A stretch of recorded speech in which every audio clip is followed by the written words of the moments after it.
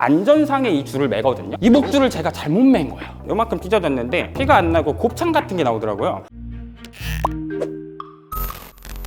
안녕하세요. 저는 하나비스펫 대표 원장 성문수이고요. 유튜브 채널명도 성문수입니다. 저는 그냥 애견 미용을 하는 게 아닌 문제 행동이 많은 친구들, 트라우마가 많은 친구들을 대상으로 훈육 미용을 전문적으로 하고 있어요. 오늘 불러주셔서 감사합니다.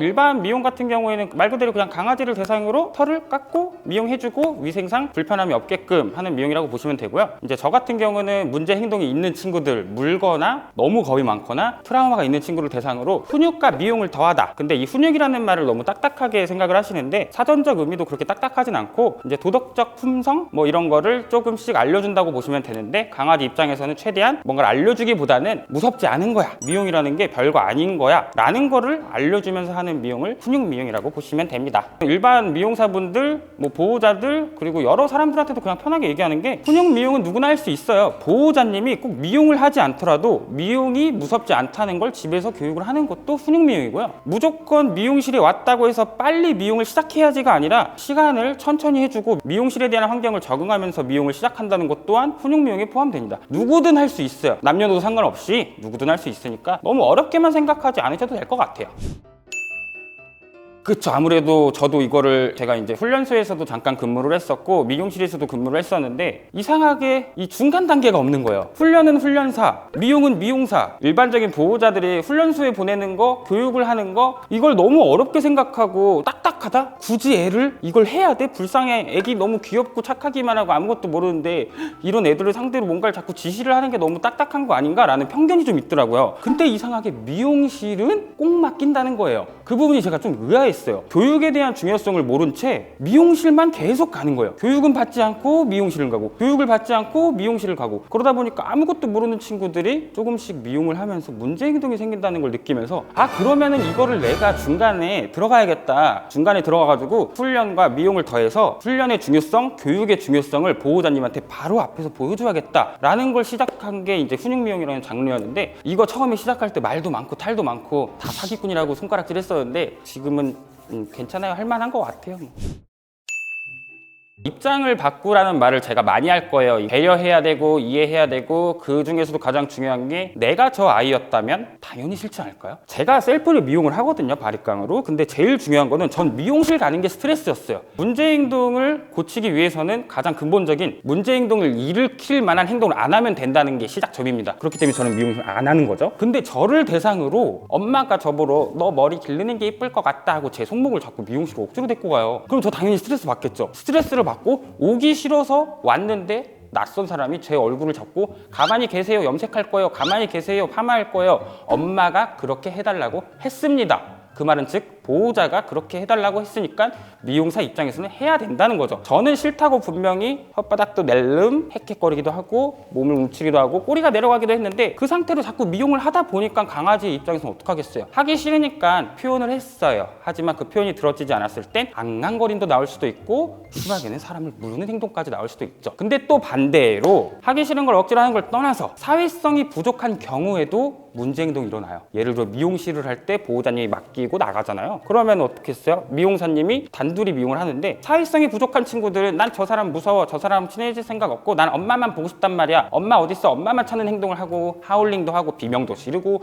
짖기도 하면서 근데 그런 상황에서 낯선 사람이 내 몸을 잡고 미용을 한다는 거예요. 엄마가 없어서 불안한 상황에 등장하는 게 누구냐? 애견 미용사 그리고 미용 도구 이것들이 합쳐지면은 저는 미용이 다신 하고 싶지 않네요. 너무 싫습니다. 라면서 문제 행동이 또 만들어질 수가 있어요. 제가 항상 말씀드리는 건 교육이 중요합니다.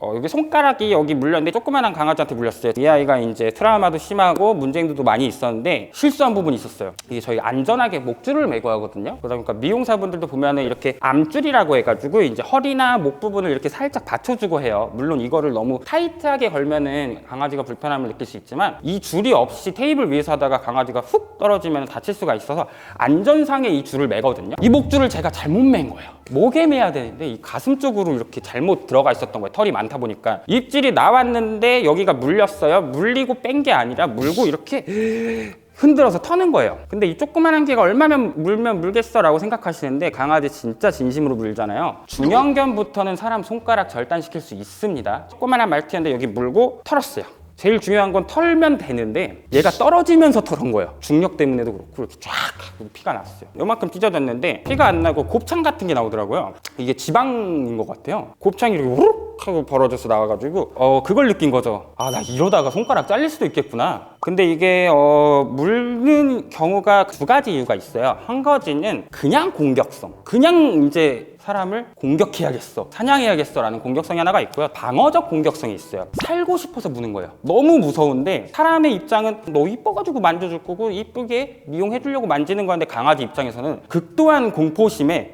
다가오지 마요, 다가오지 마요. 근데 이러다가 안 무는 친구들도 있지만 이러다가 확 무는 친구들이 있다는 거예요. 근데 이 시그널을요, 여러분들이 잘못 생각하시는 경우가 너무 많아요. 이 상황에 따라 다르고 습관에 따라 다른데, 강아지가 기본적으로 초반에는 하기 싫으면 회피하고 시선도 피하고 또 반대로 이렇게 노려보기도 하고 의심스럽게 쳐다보기도 하지만, 이 시그널들이 너무 많이 무시를 당한 경우에는 이 시그널이 압축이 됩니다. 처음에는 약간 부들부들 떨어요, 헥헥거려요, 힘도 흘리고 시선도 피하고 꼬리도 말려있고 다리도 들고 으르렁도 합니다. 그 다음 으르렁 할 때는 헛짖음도 하고, 그러다 보면 약간 앙 이 정도도 해요. 이런 시그널들을 무시를 받았던 친구들은 이게 생략이 돼요. 그냥 응시하다가 사람이 다가오는 순간 바로 입질을 하고 바로 털어버리는 거예요. 그러다 보니까 이 시그널들을 믿을 필요는 없어요. 이 시그널이 이미 망가진 친구들이 꽤나 많습니다.